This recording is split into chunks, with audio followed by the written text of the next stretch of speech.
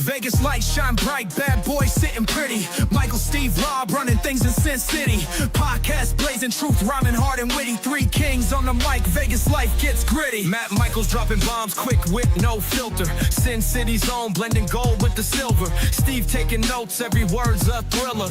Rob's on the tracks, beats cold like a chiller. Badboyz a podcast, raw truth they broadcast. Speaking facts so fast, haters coming dead last. Las Vegas legends, three amigos top class. Mic in hand, setting fire, never outclassed.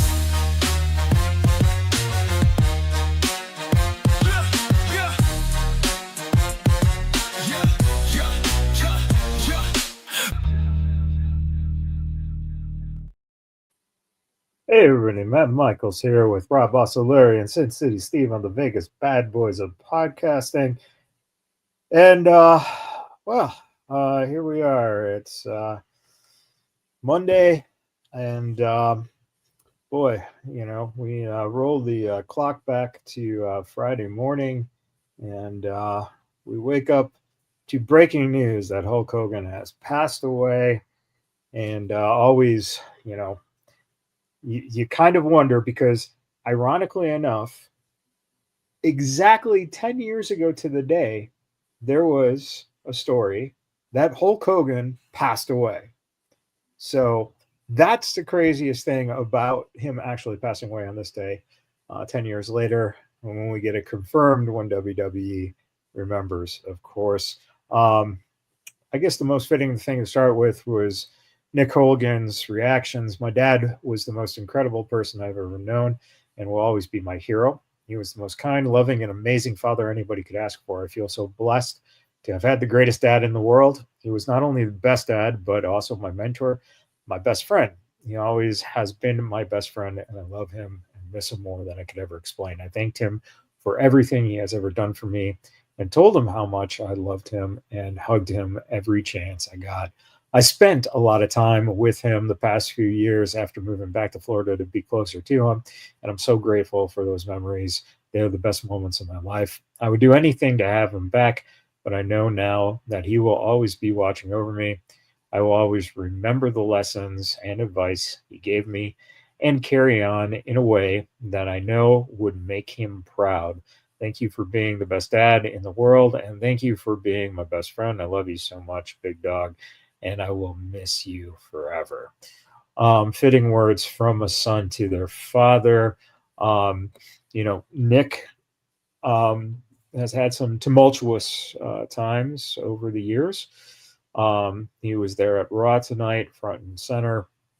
And, just regarding Nick, what do you guys feel that this statement says about, the bond between a father and a son?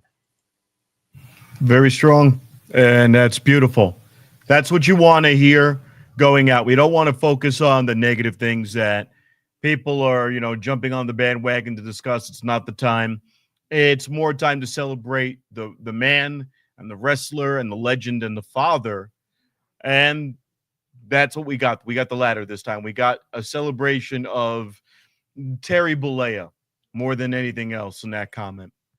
Yeah, and we will get to some of the other stuff in a bit. Steve, what are your thoughts about, dad and son?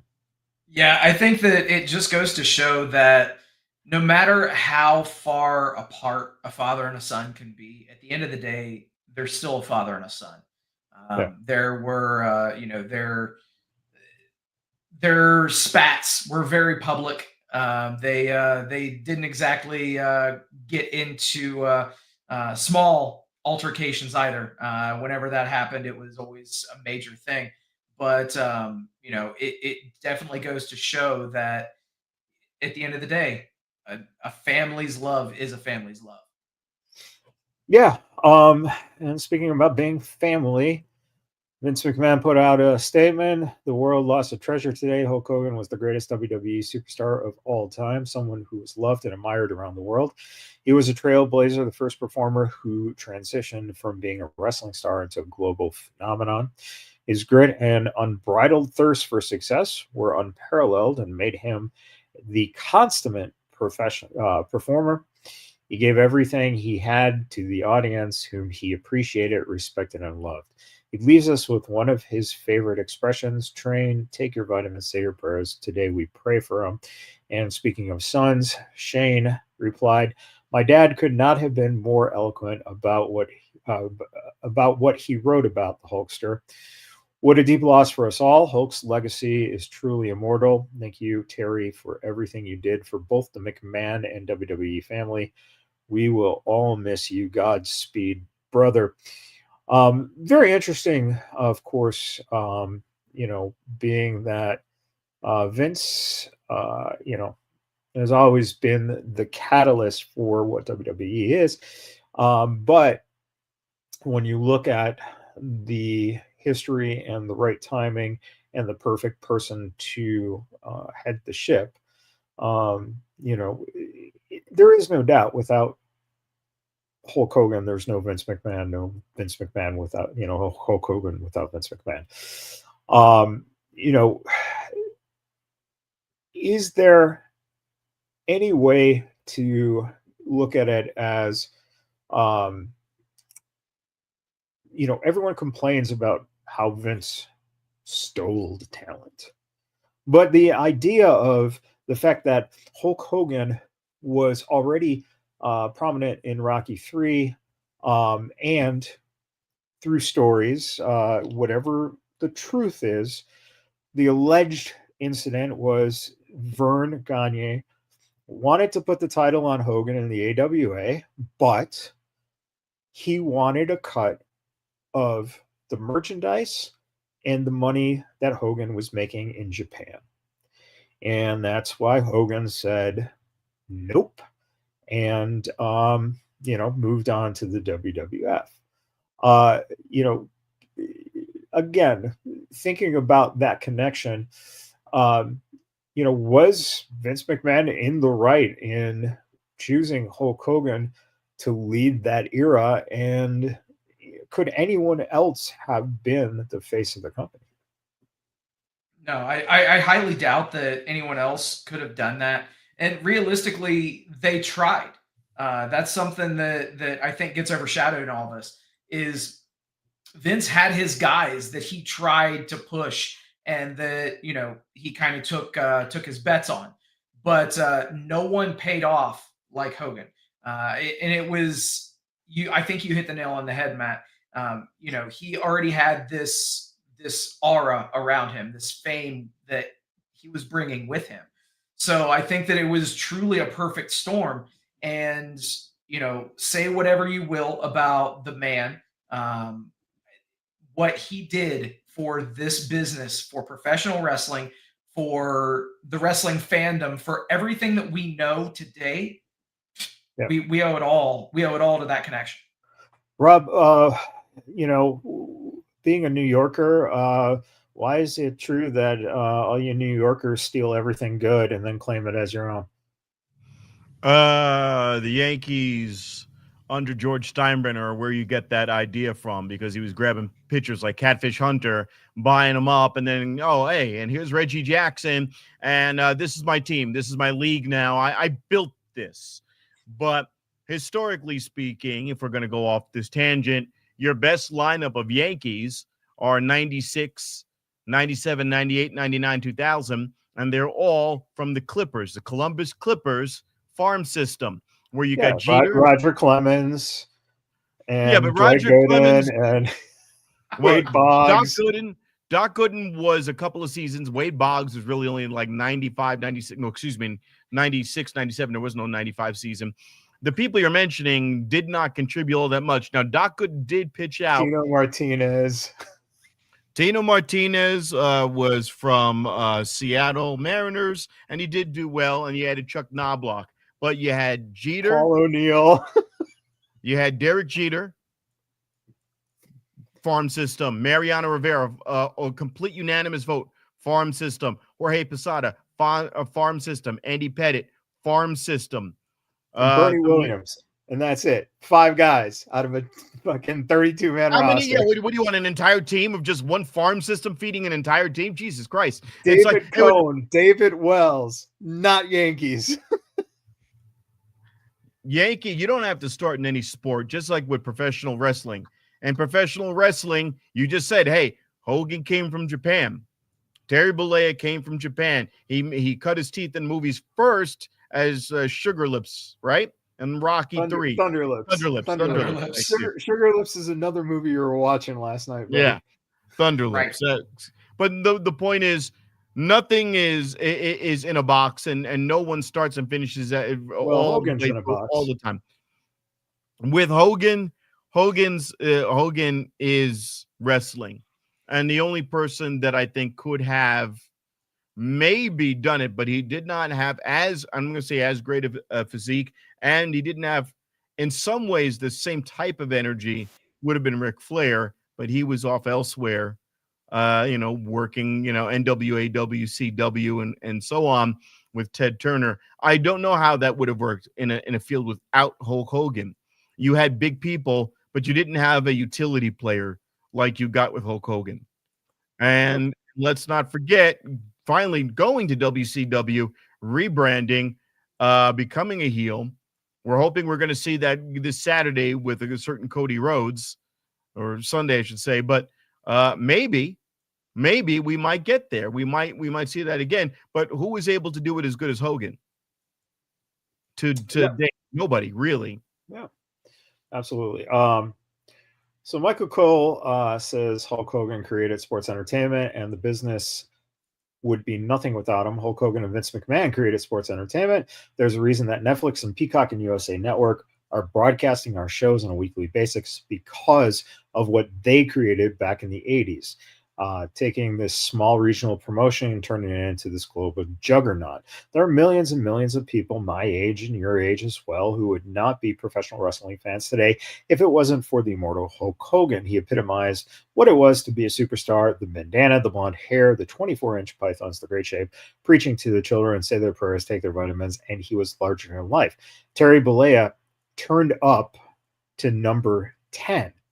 In the 1980s, he was probably the most famous person on the planet. Anywhere you went, you would hear the name Hulk Hogan. Hulk Hogan created the entire rock and wrestling era in the WWE and really put sports entertainment on the map. The valid point there is the fact that rock and wrestling was probably one of the biggest things to come out of that, 1985, 86 era. And MTV's involvement was undoubtedly one of the biggest things that you could do. Getting involved with probably the most hip, just thing that everyone was watching at the time. And so when they did the War to Settle the Score and put it on there, the popularity surged. And that was enough to basically make Vince go, okay, WrestleMania. And again, not only Hogan, but the involvement of Mr. T was something that, is undoubtedly one of the biggest things you could have possibly done. Getting Cyndi Lauper involved. It just speaks to volumes on, what they created. And the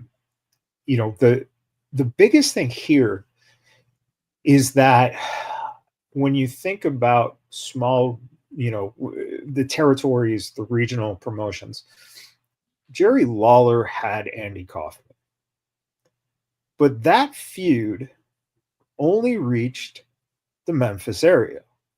It was never national.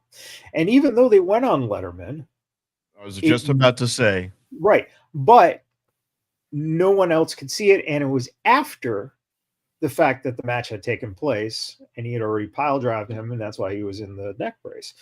So, even that point, when Kaufman was getting into it, it was not on a national scale.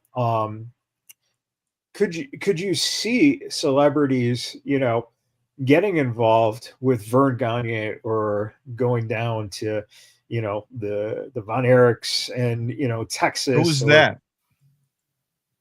Who's who? Who's that back then? If you're a celebrity, you're not going to think to do it. It's not like it is now where it's all integrated. You know, you might see a comic or a celebrity. WWE is marketing today where they're going to have the celebrities like it's a basketball game, and they're going to have them up front and then give them 2 seconds and then put the camera in their face. You didn't have that back then in the 80s. So to have Cyndi Lauper was a big deal, but even then she wasn't sitting on the sidelines. She was, integrated into it. Yeah. And all of it was the old, not the pyramid, but the old spider web where, this guy branched off and created 3 more and 3 more and 3 more. You wouldn't have Captain Lou Albano doing Super Mario later on in the 90s. You had all of these different little things that you would never think about that exploded. But it's not just Hogan. Hogan was at the right place at the right time, with Vince at the right place at the right time with technology. Because if you didn't have the proliferation of cable being what it is back then, where you could do that, then none of this is going to happen. It all happened at the same time, and Vince was there. I want to give Vince in this case a little bit more credit than Hogan. That would be like, I'm a comic, yes, and I impersonate people and I get on stages, but you need somebody to know how to plug you in for you to be able to do those things. So it was a symbiotic relationship. One, he would not have WWE where it is without Hogan, and Hogan would not be Hulk Hogan if it weren't for somebody wise enough to be able to plug him in.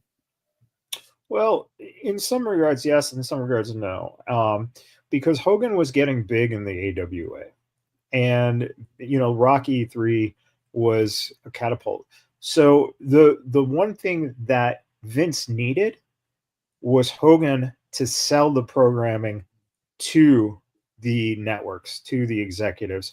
Hogan was the person who charmed them, and and when you saw that big guy, you knew that you could sell that, right? So that's how you sell the it to the network. And so it was very important. Could you imagine, Vince trying to sell that with Piper? It'd been really hard. That's the truth. The truth is that Hogan was the perfect person to play that role because that's what he did. He played Hulk Hogan 24/7. All right. One of the things that Hogan did do is he spent his life supporting causes like animal welfare, cancer, and diabetes through organizations like Make-A-Wish and 50 Legs. How this week understated was it about, we'll get into the controversies, but the fact of the matter is that Hogan was one of the biggest Make-A-Wish guys in the early stages. Make-A-Wish didn't start until 1980.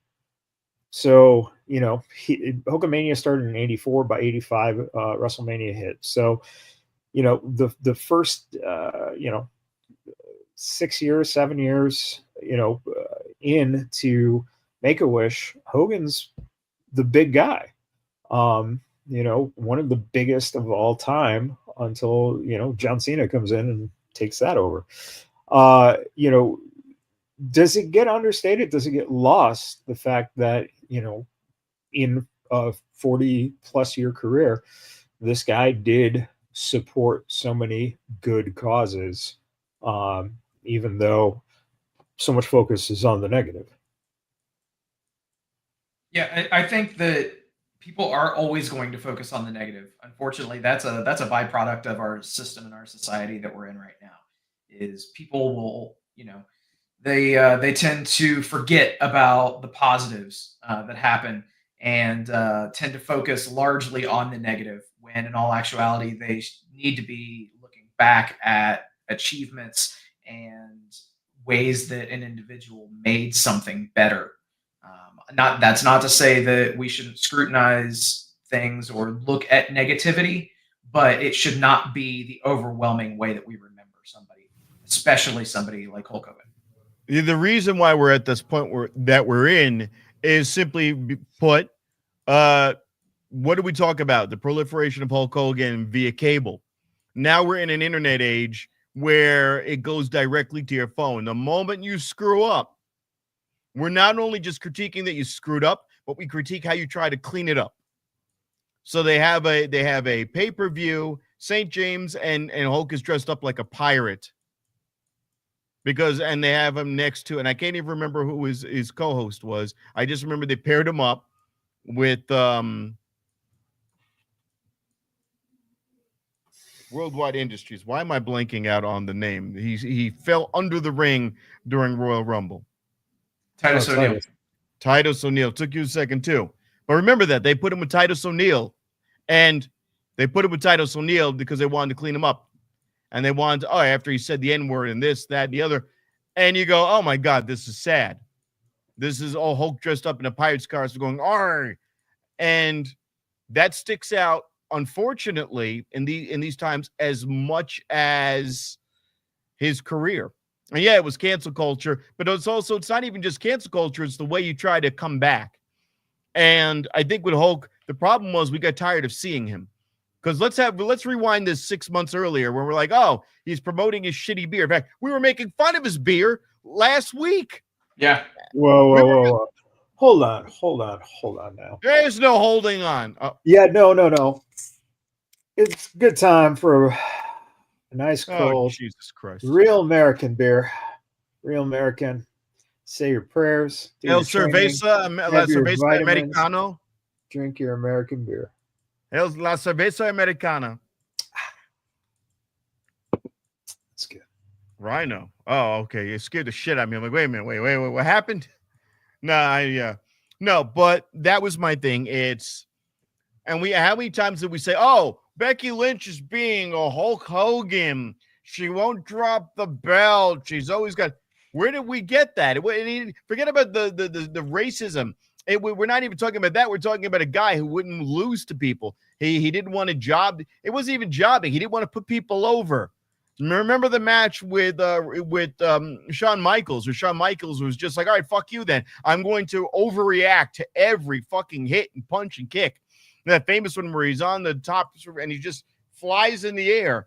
Okay, then. The guy wasn't a goddamn saint in or out of the ring, but he did more good than bad. And it's just the society we are in now. We are more interested in seeing people fail than we are seeing people succeed. When someone succeeds and they get their big title win, we celebrate them for about a month, and then we're bored onto the next thing. So the fact that we're looking at this guy with skewed glasses is not surprising, but he also left himself wide open for a lot of that. It's, if you say something stupid once, we'll forgive you. If you act like a jackass over the years consistently, you're going to have people looking at you with a very sketchy lens, and that's fair. Yeah, and we'll get to that in a minute. But let's focus on this. This was from a fan, I believe, where I got this. I remember one time at an airport, about 1987, when Hulk Hogan signed one autograph after another, to the point where it took him 46 minutes to get to the gate. They were closing the doors as he was boarding the plane, and this one fan asked him for his autograph. He said apologetically, "I'm sorry, I can't. I'm going to miss my flight." And he got on the plane. I was right behind him, and I heard the bystander flippantly remark, "Just like I figured. I always thought he was a jerk." I thought to myself, that person had no idea how many autographs he just signed. Now, that's the thing about being a public person. Hogan did go out of his way to sign autographs, talk to the fans. He was a very personable celebrity. So, that's another thing that kind of gets forgotten. Now it's all, people wanting autographs for eBay, people, filming people at the airport, et cetera, et cetera. 1987, 1988, 1989, the height of that popularity, you'd get mobbed and there wouldn't be this sense of, oh, this person is an asshole. It was private. You thought that to yourself if you didn't get his autograph, but it wasn't shared all over. Is that type of fandom, that essentially Hogan, for this industry, created that. And now we have people like Mercedes Moné, who, if you approach her in the airport, she will call security and scream at the top of her lungs, rape, and, cry because she doesn't want to be bothered. did Hogan really elevate wrestling to that level where from his point on, it's been this constant following of people wanting the autographs of wrestlers, because before, again, it was territories, it was small, after a show, etc. Well, you just opened up another floodgate, though. He elevated wrestling to a sport by that logic, because prior to that, you're not chasing after a wrestler unless you live in some podunk county. Now you've got guys chasing you in an airport. That means you elevated what you did to the level of mainstream baseball, football, basketball. That's a huge accomplishment. And yeah, there's always going to be that one jaded fan. But in today's society, there are 50-50 mindsets on the whole personality thing, being personable. I met Miz and Alexa Bliss at Ghost Bar. They were fucking awesome. They were down to earth, cool as fuck people.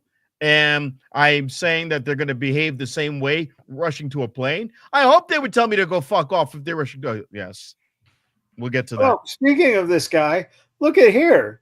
Speaking of meeting famous people, he met a WWE Hall of Famer this week. Yeah. Mike Tyson. Mike Tyson got to meet Donald Trump, a WWE Hall of Famer. Yeah. So that was an awesome experience for him. Yeah, and the question is, did he ask Trump for his autograph?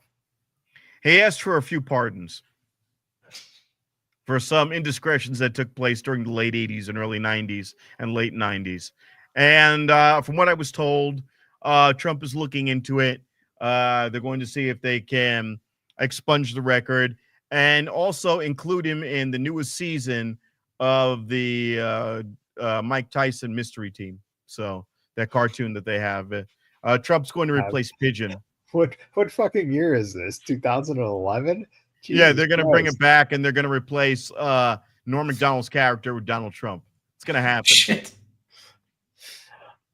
Steve, what are your thoughts about approaching wrestlers? And because I know that you get approached all the time. People think you're Kevin Owens.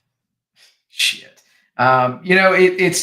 It's always been a thing for me. I have a real problem with approaching pro wrestlers if they are in an airport, if they're at a hotel, or if they're eating in a restaurant.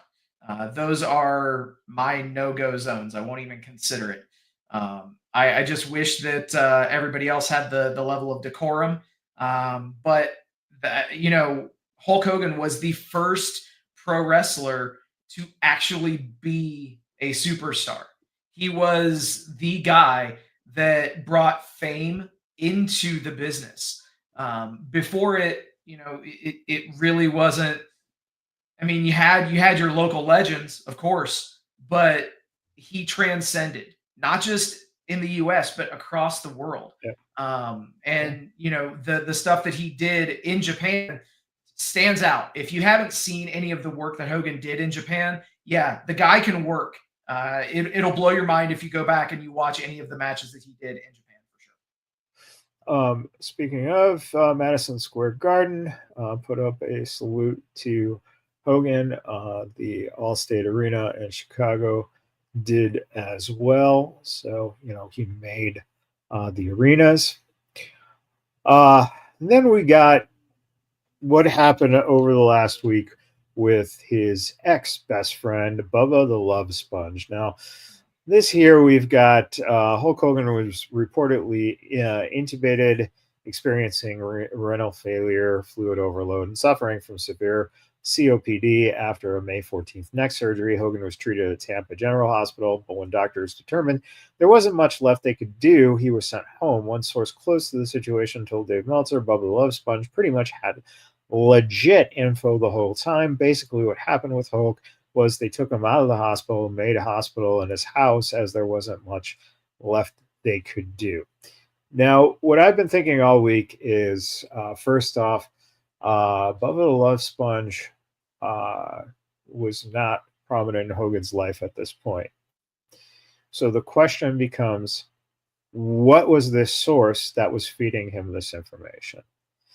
Number two, the one thing that really pisses me off is when someone goes and, he said something. He said, I hate it to be the one who was right, but I was right. I was reporting the truth.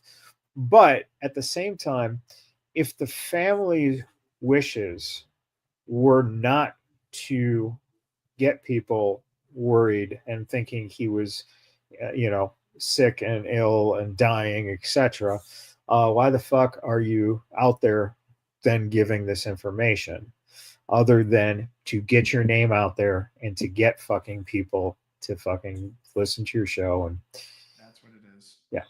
So and then he goes on after Hogan died and says something to the extent that Sky, his widow, set up all the trust stuff was put basically so that Nick and Brooke can't touch it, and all the copyrights and blah blah blah, everything was transferred to her. That basically he was saying that essentially she did this on purpose. It was just short of saying she killed him for his money.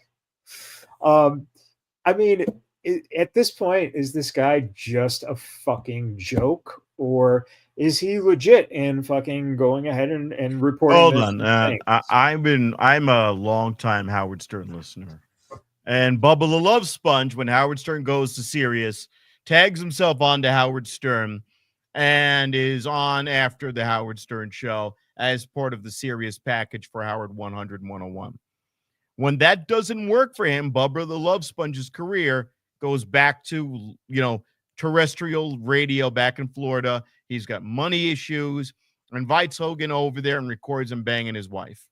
The guy's a scumbag of scumbags, and him trying to reassociate himself with Hogan in any way really just illustrates how desperate the guy is for his 15 minutes. There is absolutely zero to walk away with. You can't hold your head up high on this one and say, I was in the know. All right. You were a leech to him back then. And quite honestly, that guy contributed a lot to Hogan's downfall in the later 2000s. He fucked Hogan bad. And well, his wife kind of did. Yeah, no, but Yeah, exactly. but I know, all puns aside, let's get rid of the puns. The guy fucked up Hogan's reputation in a very severe way. And then Hogan's, little montage behind the scenes did not do him any favors. That was, insult to injury. But this is, for far as I remember, happened first. And for the fact that this guy should not be opening his fucking mouth up. If at all, he should just go, you know what? I lost a big friend. We went through some tough times together, but in the end, I loved him no matter what. Think of me what you will, but this is about him, and I miss him. The end. It's all you fucking say, not a gotcha moment. What kind of fucking scumbag does a gotcha moment? If anything, first of all, logically speaking, you're trying to have a gotcha moment off Hogan's back. You look worse than where you began. That's not even a good play. You know? Oh, you know what it is? These people now are saying such offensive, over-the-top shit because you want to then, hate listen to him or hate watch him. Yeah. No, don't even give him that satisfaction. Just cold shoulder this fuck because he's not worth it. To say that, unacceptable. Just cold shoulder him. Don't. I want to hear what he's going to say next, or I want to hear somebody call into his show and ball him out. Don't, because that's what he's hoping for. So, Steve, being a big Bubba the Love Sponge fan, are you going to continue to listen to him? Dude, fuck Bubba the Love Sponge. The dude is literally just trying to keep his name relevant at this point in time. I mean, his 15 minutes were up 45 minutes ago, and he refuses to admit reality. I don't. I'm glad you brought that up, because here's someone whose 15 minutes was up about 45 minutes ago and refuses to accept reality, Mr. Dave Meltzer. When Jake Sneed said,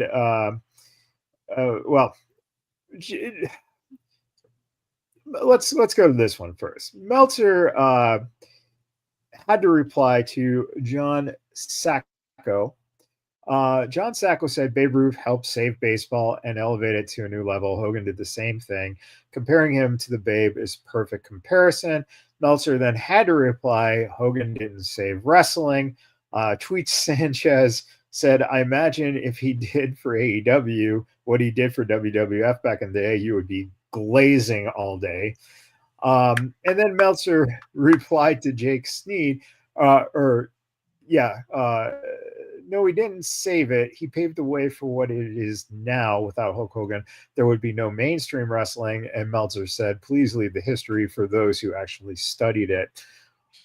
What pisses me off about this guy is the same thing about Bubba, the Love Sponge.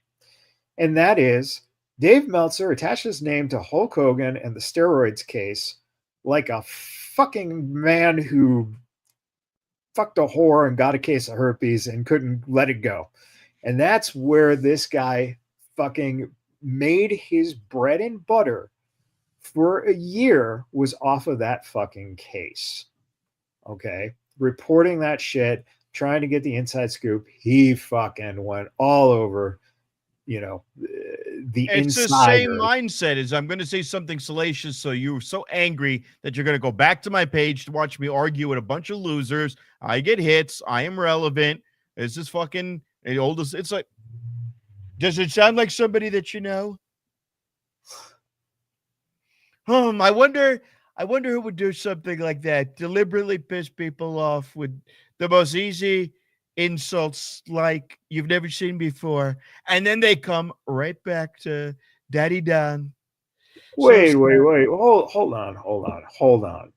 Before I get your take, Steve, on Meltzer, you brought up Daddy Don. Now, Daddy Don had something to say, and he said how great of a guy Hulk Hogan was. Excuse me. MAGA guy. We lost a great friend today, the Hulkster. Hulk Hogan was MAGA all the way. Strong, tough, smart, but with the biggest heart. He gave an absolutely electric speech at the Republican National Convention. That was one of the highlights of the entire week. He entertained fans from all over the world, and the cultural impact he had was massive. To his wife, Sky, and family, we give our warmest, best wishes and love. Hulk Hogan will be greatly missed. And Hogan, again, Donnie does his stuff, but Hogan and Trump have known each other for years. It goes back. You got lots of pictures of those two together. Wait, I'm sorry. There we go. That's a little better there. By the way, I want you to understand something in that picture, a little nerd moment there. Do you see how much taller Hulk is than Trump? Hulk, after all of Hulk. Sorry. Play the right one. It's gone. Hulk, after all of his back surgeries, was probably as tall as Trump when he passed, because he was actually closer to like 6'5", 6'7", and Trump is already 6'3" or so. So that just illustrates. And I've seen some pictures of that back surgery where they're fusing segments together. He lost about 3 inches of height off that surgery. Yeah, and it's amazing because Hogan's and then still fought 15 years after that. Right, and Hogan's probably down a few inches and probably weighs about like 260, 270, and Trump is about the same height and probably weighs about 310. So it's crazy. Steve, what do you think about Dave Meltzer being a prick? I mean, realistically, it is what it is.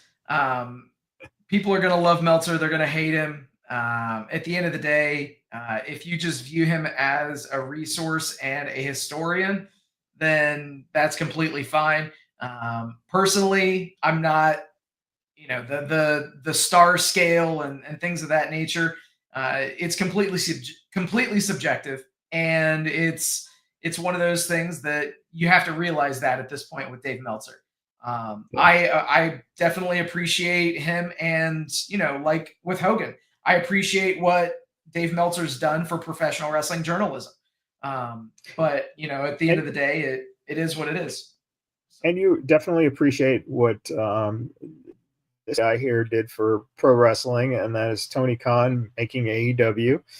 But a lot of fans were pissed off because Tony didn't say anything on Twitter. AEW didn't release anything official until Saturday night on Collision, their biggest watch show that everyone knows they tune in for and would hear this message. Tony Schiavone did take the time to say sometimes we take a look at these stars that are bigger than life and we forget that they are just like us, human, and we forget they have families, that they care about them. Our condolences go out to Hulk's family, his children, Brooke and Nick, his wife, Sky. And if you've never lost a member of your family, you have no idea what the pain they are going through right now. From all of us here at All Elite Wrestling, RIP, brother. It was a nice little statement by Tony Schiavone.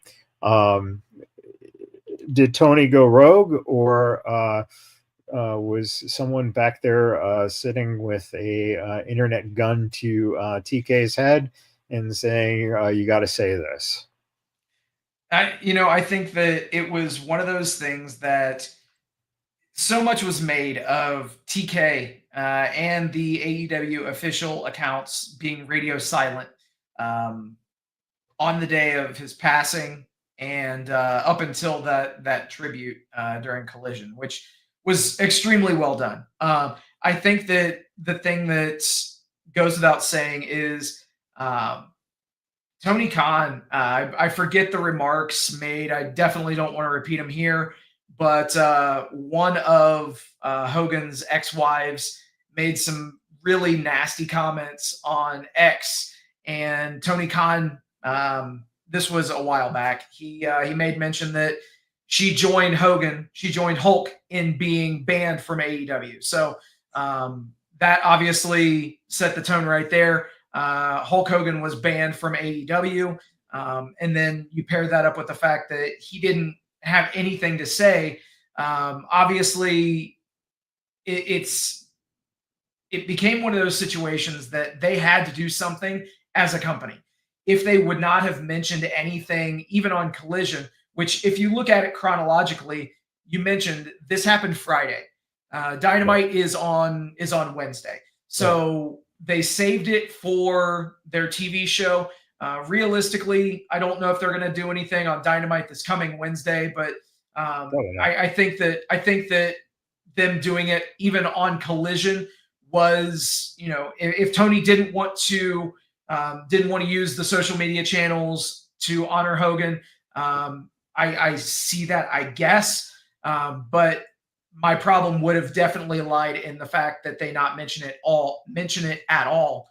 But thankfully that was resolved.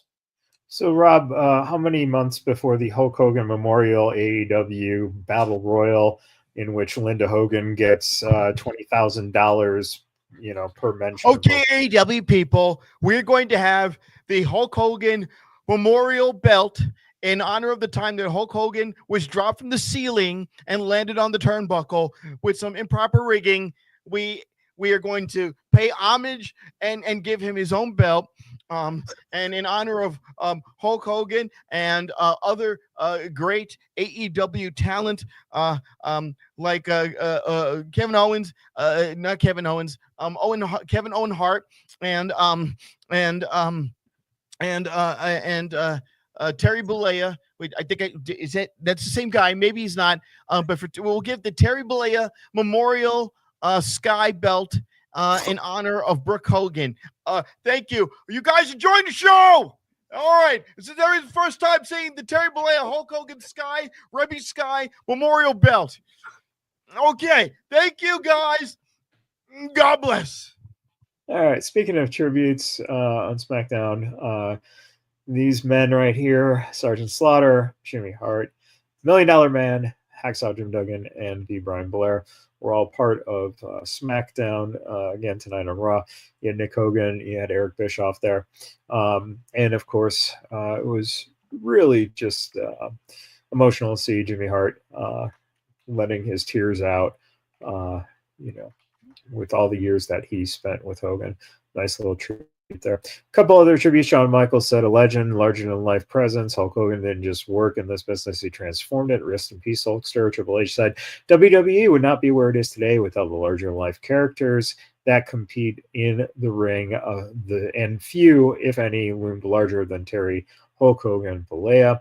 The Miz said, when I was a kid, I ate my vitamins, said my prayers because Hulk Hogan told me to.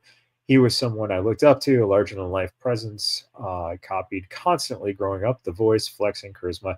He made you want to be bold, loud, confident. R.I.P. Hulk Hogan. Bully Ray said, we lost the biggest name in professional wrestling, and make no mistake, Hulk Hogan is the biggest name in the industry. Hulk Hogan is the be-all and end-all when it comes to this business. Without Hulk, all of this stuff does not go on. The business does not boom the way it did and continues to do. Without Hulk Hogan, there is no match against The Rock for the greatest of all time. There's no house. There is no house in the Garden, no house in Toronto, no house in the Superdome or whatever. There's no house in Sheboygan, Duluth, Des Moines, Bangor, Bakersfield. Hulk Hogan will always be responsible for the house. And in this case, the house is the entire professional wrestling business. Some big tributes, going out to Hogan. And then, we also got guys like Devon putting in his 2 cents. He said, Hogan apologized to him.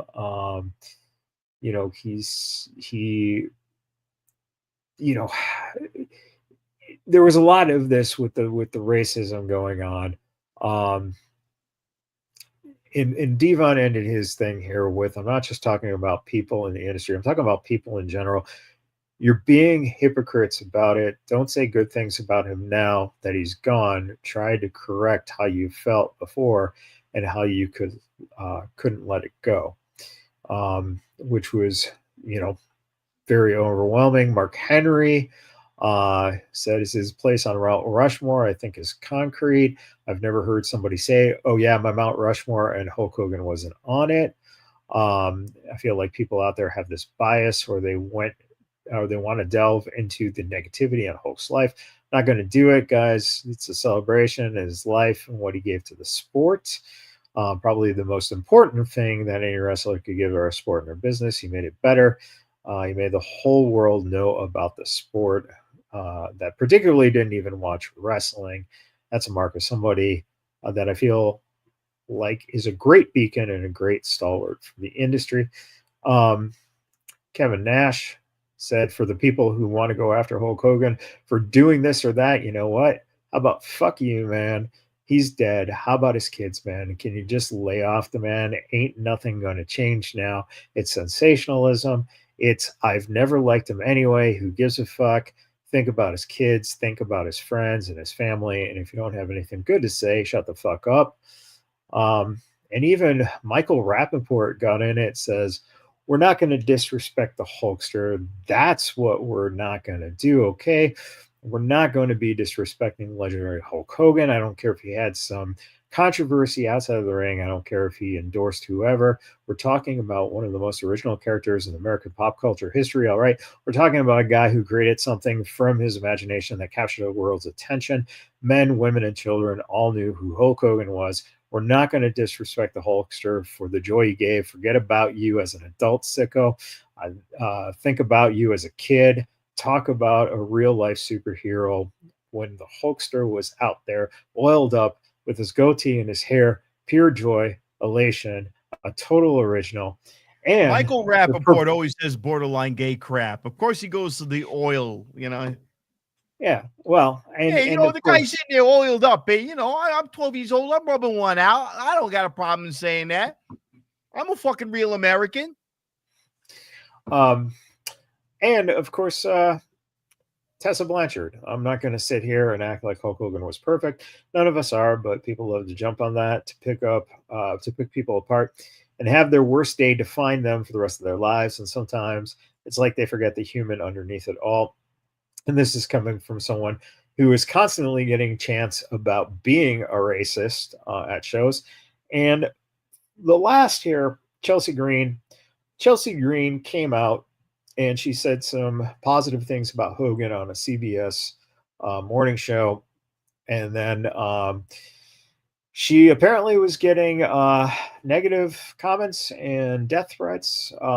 So she said, I've tried to keep my page positive and comedic, but today a lot changed and it hit harder than I expected. The name calling, the death threats, the faceless accounts. Social media is supposed to be a fun place, and it hasn't been for a while. It's been overwhelming. I need to step away for a little bit. Let me be clear. My stance on racism is unwavering. I do not condone it, period. If my response or tweet seemed dismissive of real concerns, I sincerely apologize. That was never my intention. I try to acknowledge a death respectfully, even when the legacy is complicated. I am learning one day at a time and will continue to learn. Wow. I mean, this is the kind of shit that went down this week. Total people, who absolutely were saying stuff like Hulk Hogan's dead and not a minute too soon. And people, who were appreciating him respectfully for what he did, even though they were separating, him as a person. How many memes did you see already this weekend of him floating around with the devil from South Park, or he gets to heaven and Jesus is black, and you'll laugh to a degree. And I go, yeah, I don't know. This is tacky. And that's the way I see it. That's the way I see it. God bless you to have someone that famous to make fun of, who is at that level. All right. And here's the difference between him and other people. He's one guy. He was long out of that ring for the most part. He's a person who wants to live his remaining years, make money, leverage his name. There's nothing wrong with that. He's not a politician. He's not running your home. He's barely on your screen. Fucking get over it. Fucking get over it. The guy is a legend. A legend who's flawed. Oh. But out of some of the people even some of the people I impersonate, I'll take it. By comparison to some of the shit that's going on, I'll fucking take it. I don't have to worry about him and a guy named Epstein. I hope, you hope. Exactly. Let me tell you, kids, you took your vitamins. Yeah, I could tell. It would have been like, whoa. Hey, oh. But I don't think that happened as far as we know. So you know what? You're okay by me, even though you did that pirate WrestleMania bullshit, which that was probably the most embarrassing part of your career. That needs to be scrubbed. That's worse than anything you've ever said. Steve, the fact of the matter is that I think a lot of this got complicated. The racism comes up, but a lot of it got complicated in his involvement in endorsing Trump and attaching himself to politics. Now it's a free country. You can do that. But the question is does that amp up the responses, the views, because he's attached himself to this idea where a lot of people already viewed him one way, and now you're basically just tacking this onto yourself. Basically, you just put a target on your back for a whole audience to just, we saw what Netflix happened in LA, and, last time you're going to see him on a WWE stage, that's what the fans did. Yeah.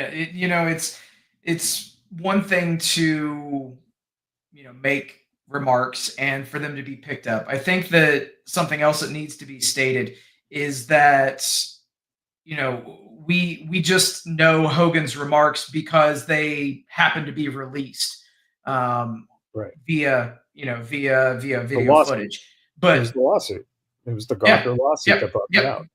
but the fact is that, you know, how many of our childhood heroes would face the same scrutiny, and it's one of those things that, you know, as I've mentioned, you know, you have to be willing and you have to be able to separate the man from the character, and look at him from a professional sense. Um, undoubtedly, Hulk Hogan, you know, helped to propel the industry into heights that it's never seen before. Well, And when you the say the fact industry, Steve, I think you're talking about the beer industry. The Hulk that's Hogan's Real right. American Beer is the essence of real, downright American, Americana. And I'm telling you right now, if you say your prayers, take your vitamins, do your training, and drink your real American beer, you'll grow up to be just like Becky Hogan. Oh man. Now, here's my thing. You know what? I'll take these plugs over white fuzzy slippers.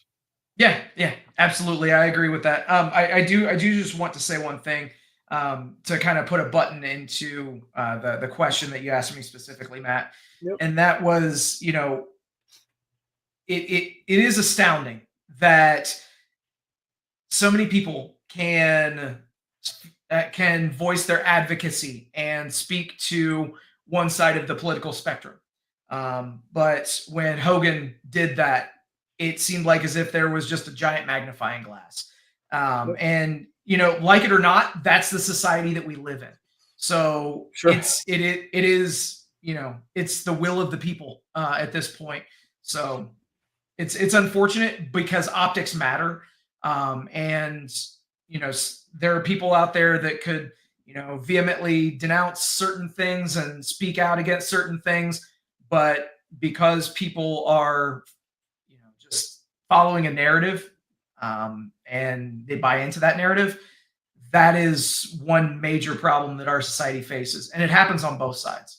I think for the Trump thing last year, if you notice the people who follow Trump, it was a lot of all the washed up guys from the 80s, Charles in Charge, all these Yep. guys. Yep. And it's like a nostalgia thing because that's their decade where they all mattered, was the late Yeah. 80s It into was the the 90s. 80s. Yeah. Fine. It didn't do him any favors. It didn't put a shine on his career. It did put a bullseye on him, a small one. If I'm his agent, I would have told him maybe not to have done that, but does it really matter in the grand scheme of things when you're like fucking 70 years old? Whatever. But then, Well, I mean, let's- clearly it did. Clearly it did. it did. Well, because when he went out to promote his beer on Raw, they booed him out of the fucking building. Yeah. And but that was on the thing. flip side, Rob, on the flip side, let's remember when he went to the stores to promote his beer, there would be some agitation every once in a while, but there were throngs of people showing up to meet him. And so what's interesting is that the acceptance was still there, even though there was such a negative connotation as well. The thing I have with that is it's the double-edged sword that is social media, because now I'll get all the targeted people. It's like a filter, and I can squeeze out and get the pure remaining fans. But the proof was in the pudding when you went to a big arena and they're booing you out the fucking building. Of course, at the stores, you're going to get only the diehards left. God bless them. You have a belief. No one should stifle you if you want to speak out and do what you do. Did he look corny with ripping the shirt? Fine. It is what it is. Was it the brightest thing to have done to get behind such a polarizing person when you yourself are polarizing? No. But can we ask the $1 million question? And that is this: Hulk Hogan has never done anything in his career that didn't involve money. So the biggest question is, how much do we get paid for it? And with Trump bringing up the Democrats who paid blah blah blah, mark my words, again, he's a stupid man because of the fact that most likely Hogan did get paid for being on stage. And that's just how these things work now. I would like to find out about that. Not now, too soon, but maybe a year or two from now, they do a little documentary and you find out, oh yeah, he pocketed $50,000 off the back end for that. And then I would go, yeah, exactly. That would be great. Earn that money. that was my first thought when I saw him do it. I'm like, well, he's getting paid. Oh, yeah. That's a payday, man. That you don't just Oh, go yeah. up there and do that. But that whole for a event was a friend. disaster. Him, Tony Hinchcliffe coming out there, and they still circle around the WWE universe. They're using Tony Hinchcliffe now for SummerSlam to do a roast battle with wrestlers. I'm going, all No, right. they're So, not. Well, hey, man, his WrestleMania one was big. So They canceled it, brother, oh, they because did. because of ticket sales. Yeah. Ah, there you go. Yep. I did not know that one. Yeah. Yeah, because he's in the wrong industry. Doesn't always translate. Just like those idiots from Costco who still show up on AEW from time to time and flex and crap. I went, hold on. Oh, those idiots. I went, next. I fast forwarded right through that fucking guy and his kid. All right, really quick here before we get to a couple other things. We got Thunder Lips from Rocky 3, of course, guest starring on the A-Team, Hulk Hogan and Mr. T hosting Saturday Night Live, Muhammad Ali and him in WrestleMania 1, the LJN figure, which is making a comeback now, and the NWO. These are a couple of the biggest moments. My favorite moment is him and King Kong Bundy, WrestleMania 2, and the steel cage. Always been just my favorite thing since I was a kid. Your guys, your two favorite moments, or one favorite moment, each of you guys. Steve, you throw one out there. All right. So I don't know if I would say favorite as much as I would say most notable. My very first live pay-per-view that I attended was the 1993 King of the Ring from Dayton, Ohio at the Nutter Center. And that just so happened to be Hogan's last pay-per-view with the Fed until 2002. So obviously he was defending the title against Yokozuna and famously lost that championship to Yokozuna due to some chicanery and some outside interference. So yeah, that's definitely one of the things that stands out because it was my first live pay-per-view experience. And I just so happened to be pretty close to, where all that stuff was going. So yeah, I can, all this many years later, I can still play that footage back in my head of seeing that. So absolutely. Scoop says Mania 19, his match with Vince was actually pretty good. Yes, absolutely. Was. Two things. Not when he first said we're the new world order of wrestling, but when he came out as Hollywood Hulk Hogan with the spray can and he started doing the right guard jokes and he sprays NWO on the belt and he goes, because anything less would be too civilized. And he reverses the thing. And that's when we really see the NWO. And then something that I guess maybe I heard the other day and I didn't think about it, but Hogan, WrestleMania 18 against The Rock, Hogan was supposed to be the heel. Yeah. By the end of that match, he flips it completely. Rock is looking around. He comes into the ring. They're booing the shit out of The Rock. Rock doesn't know what to do. Dwayne Johnson is like, "What? I'm the face." And by the end of the match, now, did Hulk look like a rusty gate compared to The Rock? The Rock is known for slapping fists at 90 miles per hour, and Hogan's doing leg drops still and slow leg kicks. But it didn't matter. And one of the last times that you really think about it, get to hear a proper ring announcement coming from JR, who's every single hit. JR is screaming like it's the Hell in the Cell match. He's putting that much energy behind it, which made it that much more electrifying and puts over The Rock and Hogan. And then we get some great moments afterwards, like The Rock, Hogan, and the Canaanites. Some of the fun and the millions and millions of Canaanites out there. And you're like, what? And it was funny to watch Hogan really transition out of wrestling, but looking amazing. And well, let's not forget, he had that short, stint in 2005 where he wrestled Shawn. That was about it. And then, his final wrestling was done in TNA. But his most impactful wrestling, came right before he had to step away, and I think that Mr. America, when he showed up, very much like Grande Americana, goes to show that you try to say it's someone, but it's not them. And I wish people would leave Grande Americana alone. Okay, moving on. We also lost Ozzy Osbourne, WWE Hall of Famer, this week. Ozzy was part of WrestleMania 2. He also was part of the WWE in the early 2000s. And just amazing. And of course, now is holding the baby Hulk Jesus. Wow. I love AI. Oh, Jesus. You're going to trigger so many people with that shit. It's going to be great. I didn't know who it was. You told me about bloody Baby Hogan.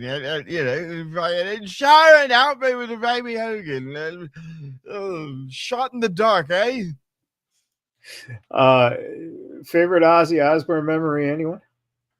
I saw Ozzy Osbourne perform at a very, very interesting venue that people would never consider. I saw Ozzy Osbourne perform a set at BlizzCon at the Anaheim Convention Center.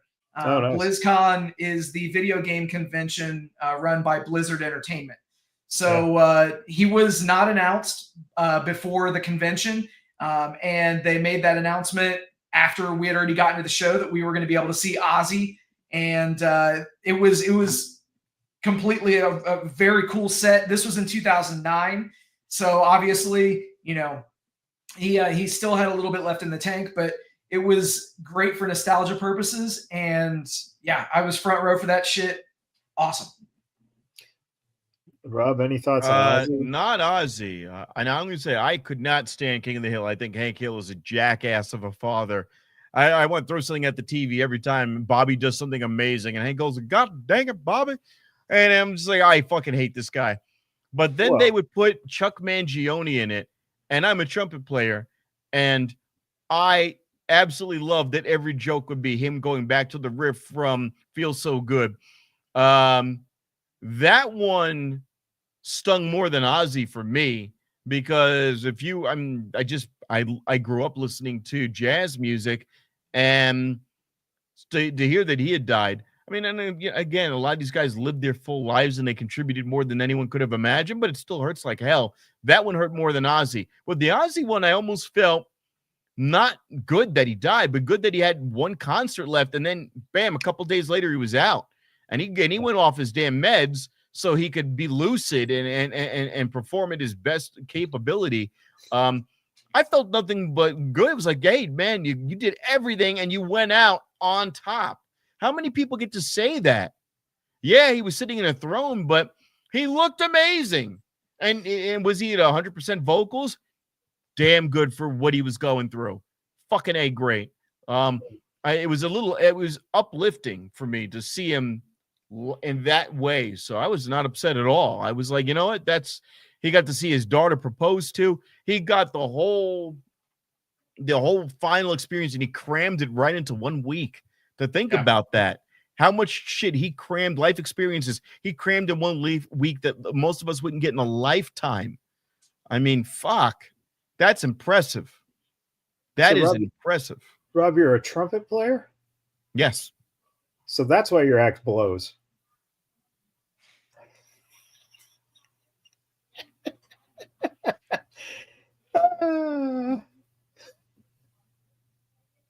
Wow. Why don't you go take a siesta? What? I think I'm having a camera issue. Yeah, go take a siesta there.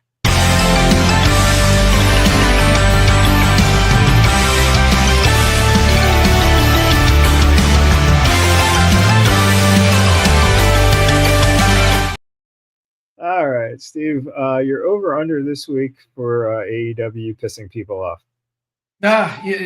Honestly, dude, the number is extremely high, especially after last week. I don't think that Tony realizes that to actually promote your product is the best course of action.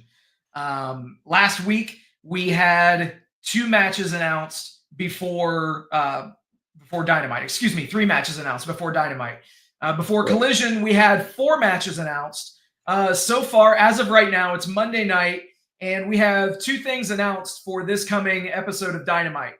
And so our over-under today is going to be that by 10 a.m. on Wednesday, it will be public knowledge that we will only have 3 matches signed or fewer. So the under is 3 for Dynamite matches signed, because he will wait until, no joke, 2 hours before the show itself to announce the fucking matches. Why? And he even said it this week, 2 words, Twitter engagement. I shit you not.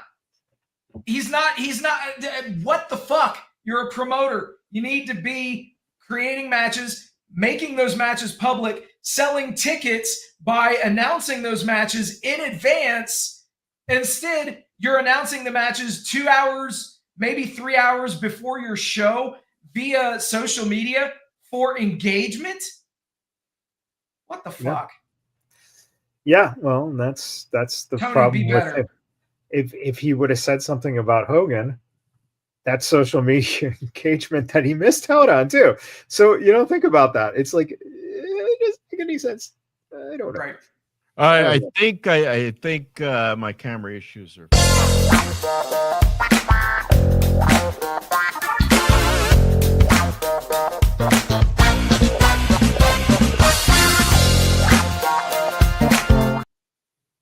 Oh, look at this. We've got the President of the United States here. How's everyone doing today? It was with great. There we go. Fire this guy. What's going on here? Get him out of here. Get him out of here. It is with great and sincerest sorrows that we must say goodbye to a living legend, someone almost as big as me with hair, almost as golden as mine. We're talking about we'll say he was big. He was a big guy, big Hulk Hogan and Brooke Hogan, and to all the other Hogan people, Sky, Hogan, Balea. We want to give our warmest and sincerest condolences to you and your family.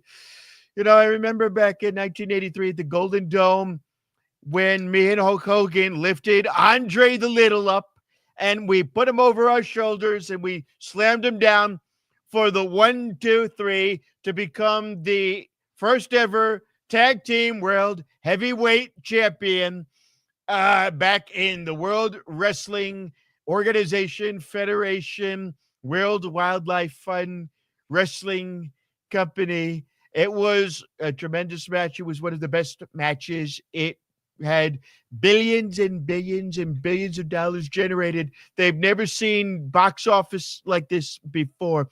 It was sales like never before seen. And Hogan was such a wonderful guy. We used to take him on these flights to this wonderful little island with these people and these really beautiful girls. Girls like, wait a minute. I don't know about the island. Maybe there was an island. I don't know who said anything about an island. It was Mar-a-Lago. We took flights to Mar-a-Lago together, and it was a tremendous time. And he was one of my favorite guys. We fought together in the NWO. I was another time, and I was unfortunately I was a Wolfpack for life. We did that too. People forgot about the time that me and Hulk Hogan teamed up, and then we had to take out the Macho Man, Randy Travis, Conway Twitty Savage, back in 97 with Eric Bischoff. And I said to Eric, we got to get rid of Randy Twitty. We got to get rid of Randy Titty Savage. And we had so many wonderful wrestling matches up and down the country together. We shared hotel rooms together, my hotel rooms. And it was fighting like never before seen. They called us the Blonde Bombshell, the Varsity Athletes, was it? I think we were called the Varsity Athletes. To Hulk Hogan, Balea, Bulimic, I want to say thank you for all that you've done to make America great again. Thank you, and God bless.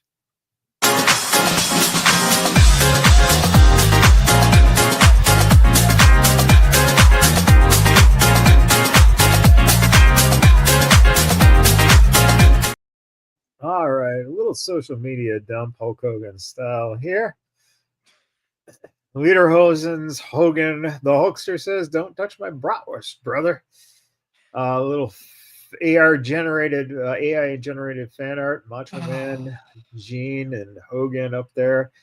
Yep. The pearly gates in front of the pearly gates. Hogan and Andre shaking hands, and of course, the two bass players of Metallica are up in heaven together now, brother. For anyone who doesn't, for anyone who doesn't know, Hulk Hogan did claim once that Metallica wanted him to play bass for them. So, sure, Cliff Burton is having a laugh up there. We got Hulk Hogan, Macaulay Culkin as Hulk Hogan, Hulk Conan with Conan O'Brien, and of course, live long and prosper, brother, Spock Hogan. Hulk Hogan is preceded in death by his parents Peter and Ruth Bolea. Hulk is survived by an estimated 8.206 billion brothers. This was a tweet Hogan sent out just a while back here, shortly ago. Damn, Bam, I wish you were still with us. I sure would love to hang out again. My brother, love you, miss you. Hulk Hogan.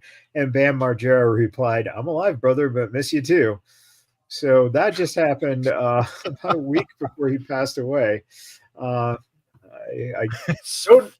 don't understand how he didn't realize Bam Margera is not dead. It certainly doesn't look like that anymore. No. Yeah. And Coldplay did have a concert in Tampa, and we did get Hulk Hogan and Miss Elizabeth apparently on camera. Lust in his eyes. Yep, lust in his eyes. The luster. Oh boy! Oh wow! Oh boy! Oh my God! Jeez, that's frightening. Yeah, I watched that for a while, huh?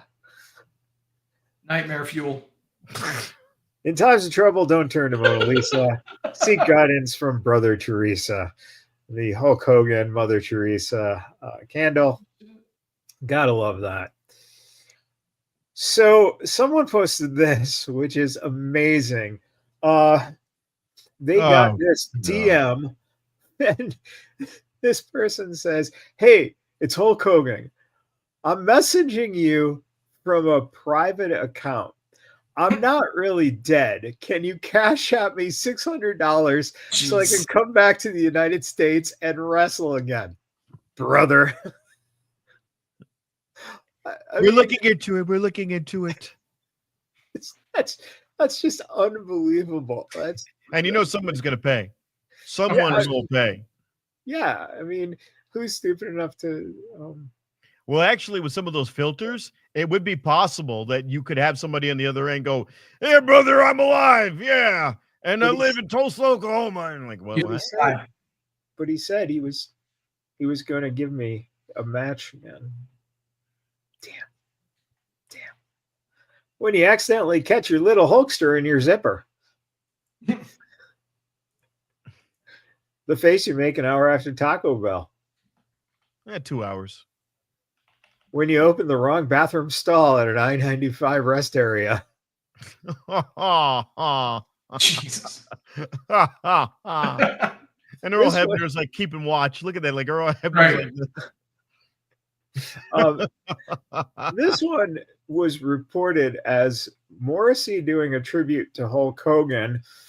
It's not true. This was back a number of years ago when Morrissey ripped his shirt off on stage, but it just happens to be yellow. And, someone decided that Morrissey was paying tribute to Hulk Hogan by ripping his shirt off.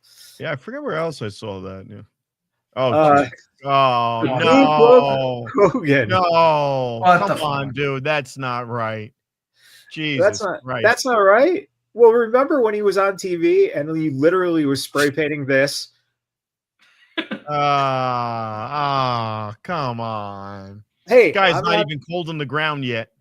I'm not the only one late. See? Wait, I can explain. I mean, brothers. Oh, Jesus. Well, it's all in good fun. And remember, and you got Rock and Shelton Benjamin in the front. Tiger King.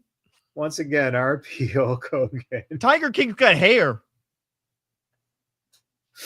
Oh, man. All right. Rob, final thoughts. I don't know. Yeah, you just had Hulk Hogan saying the N-word like 9,000 times. All right. What are you talking about? Oh, my God. Oh, my God. I'm heading over to Boulder City right now. You might catch me on the comedy show they got over there, which is I'm blanking out right now after what I just saw. Backstop Comedy. Oh, motherfucker. On this coming Sunday, I will be hosting Dive Bar at 8 o'clock. Comics, you want to get in on that, you got to come in early, like 7 o'clock or so. Hopefully I'll be there that early myself and I'll remember. But that show runs about a couple hours or so, and that's going to be on Trop and Pecos. Whoa, hello, wrong address. Maryland Parkway and Flamingo. Maryland Parkway and Flamingo is where you can get to Dive Bar. And so I will be hosting. And there's some other things I've got in the works. Just check out Vegas Trump Guy, and you'll see where my shit is going to be going off and where I'll be live. Oh, and Ola Abibi. Wednesday nights, Ola Abibi. You can catch me there at 10 o'clock. That's off Charleston. And before that, I'm usually at Rick's Roll and Smoke that Wednesday. Although I feel like this week I had something I was supposed to do. I'll find out on Wednesday. But usually I'm at Rick's Rolling Smoke before Ola Abibi, and that show starts at 8 o'clock. Excuse me, 9 o'clock. 9 o'clock now. So you're hanging out with the NXT heavyweight champion? Sure. Okay. All right, Steve, what do you got to say? Oh, man. Hey, thank you guys for hanging out with us tonight. Thank you for liking, sharing, subscribing, doing all the stuff that you guys do. We appreciate each and every one of you. Also, a very special thank you to all the brave men and women serving this country, whether you're doing it on lands foreign or domestic. I love the graphic. Thank you for doing what you do so that we can do what we love to do. And last but not least, repsports.com, reppsports.com. Go there for all your pre-workout, weight loss, and general energy needs. Again, repsports.com. Use promo code Vegas at checkout. Save yourself 10%. Oh, I like PP, brother.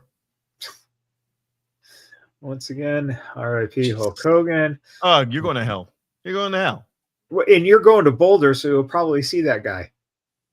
Yeah, you probably will. You know, everyone thinks that. It's really not that bad. Maybe Hendertucky. All right. That's right. Hendertucky. Oh, my Lord. Oh, boy. Well, with that note, everyone, thank you for tuning in. And I think this sums it up. Thanks for the memories, Hulk. Love you, Hulkster. And until next time, everyone, we are out of here. Did any of you have a great time tonight? Yeah! With that, everybody, thank you for hanging out. We'll do it all again next week. Till then, happy wrestling. Rolling up the strip under neon lights. Podcast mic is glowing in the desert nights. Matt Michaels leading with the swagger tights. Sin City Steve right by your side. Alright. Rob Larry dropping truths, no fear. Broadcasting stories, make it loud and clear. From the Fremont edges to the Bellagio sphere. These bad boys rule, let me make that clear. Vegas bad boys, tearing up the scene. To Matt Michaels and the Vegas Boys of Podcasting, this is John Cena saying thank you so much